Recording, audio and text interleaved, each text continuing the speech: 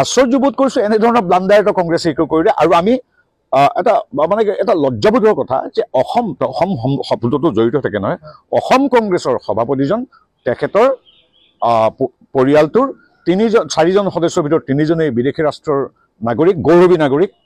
তেওঁলোকৰ মতে ভাৰতীয় পাছপৰ্টতকৈ তেওঁলোক বেলেগ ৰাষ্ট্ৰৰ পাছপৰ্টৰ গুৰুত্ব বেছি। তেওঁলোকৰ এইটো ধৰ্তব্য বা চিন্তনীয় বিষয় নহয় যে যি পাকিস্তানে তেজৰ নৈ বৈ আহিছে ইমান দিনে তাৰ লগত তাৰ চৰকাৰৰ পৰা দৰমহা লোৱাটো এটা সাধাৰণ কথা। গতিকে এইবিলাক কথা এতিয়া আমাৰ কথা হৈ থকা নাই, এইটো অসমবাসী ৰাইজৰ কথা। কিন্তু মূল কথা হ'ল এইটো এটা এগৰাকী অসমীয়া নাগৰিক হিচাপে, সাংসদ মন্ত্ৰী বিজেপি এইখিনি বাদ দিওঁ, অসমীয়া নাগৰিক হিচাপে খুব লজ্জাবোধ কৰিছোঁ যে আৰু বেলেগ মানুহ নাপালেও পাকিস্তানৰ প্ৰেমিক এজনক আজি তাৰিখত অসম কংগ্ৰেছে সভাপতি পাতিছে। তাৰোপৰি সমগ্ৰ মানুহে এতিয়া সন্দেহ হৈছে যে তেওঁ বা পাকিস্তানৰ লগত কি সম্পৰ্ক আছে। SIT হৈছে, SITটো এতিয়ালৈকে সিদ্ধান্ত দিয়া নাই বা মুখ্যমন্ত্ৰী মহোদয় 10 তাৰিখে ক'বহে তেওঁ বা কিমান দিন আছে। 10-15 দিন পাকিস্তানত থাকি অহা মানুহজন কেনেকৈ এজন তেওঁতকৈ কংগ্ৰেছৰ ব্লক কংগ্ৰেছৰ সভাপতি এজন বেছি দেশপ্ৰেমিক, বেছি দায়বদ্ধ। তাৰ বিপৰীতে তেওঁতো পাকিস্তানলৈ গৈছে নাই যোৱা স্বীকাৰেই কৰা নাই এতিয়ালৈকে।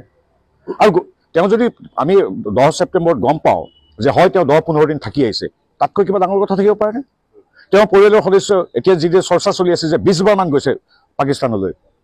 পাকিস্তানৰ সৈতে সম্পৰ্কিত এটা পৰিয়ালৰ মুৰব্বীজনক কংগ্ৰেছে অসমৰ মানুহৰ কংগ্ৰেছীসকলৰ দায়িত্ব দি দিছে, অসমক লৈ বা ভাৰতক লৈ সপোন ৰচাৰ কথা কল্পনা কৰিছে। ৰাজনৈতিকভাৱে বিৰোধী দলসকলে কি প্ৰতিক্ৰিয়া দিয়ে নাজানো। আমাৰ এনে আপাত দৃষ্টিত কংগ্ৰেছৰ যি সভাপতি আমাৰনো কি যে আমি ৰাইজৰ আশীৰ্বাদ প্ৰতিটো নিৰ্বাচনত পাই আহিছোঁ, প্ৰতিটো দিনে পাই আহিছোঁ, প্ৰতিটো আঁচনিত পাই আহিছোঁ। 2খন চৰকাৰলৈ অগাধ আস্থা আৰু বিশ্বাস প্ৰকাশ কৰি আহিছে প্ৰত্যেকে, বেলট বাকচতে হওক বা EVM মেচিনত হওক। সেই মানুহখিনিৰ দেশৰ প্ৰতি দায়বদ্ধতা, চৰকাৰৰ প্ৰতি দায়বদ্ধতা, দলৰ প্ৰতি দায়বদ্ধতা, আনকি তেওঁলোকৰ যুৱ কংগ্ৰেছৰ কোনোবা উঠি অহা মানুহজনৰ প্ৰতি কি দায়বদ্ধতা থাকিব? পাকিস্তান মানে সিদিনা আমাৰ পেহেলগামত হৈ যোৱা ঘটনাটো নহয় নহয়। তেওঁলোকে আজি দশক যদি আমাৰ ভাৰতীয় মানুহৰ তেজেৰে ৰাঙলী কৰি দিছে, সেই পাকিস্তান চৰকাৰৰ পৰা দৰমহা লোৱাটো কি গৌৰৱৰ কথা? এইটো স্বৰাজযুক্তৰ বোলে স্বাধীনতাৰ পিছত 5 বছৰ আছিল সেইটো নহয়।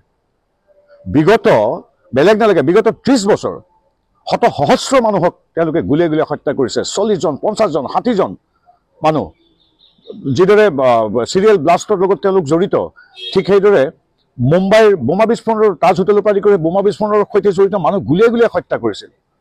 সিদিনাখনতো এই ঘটনাটো এতিয়ালৈকে কেঁচা ঘাঁহ শুকুৱাই নাই। যি পাকিস্তানে আজিৰ এই বেলেগ মই আগত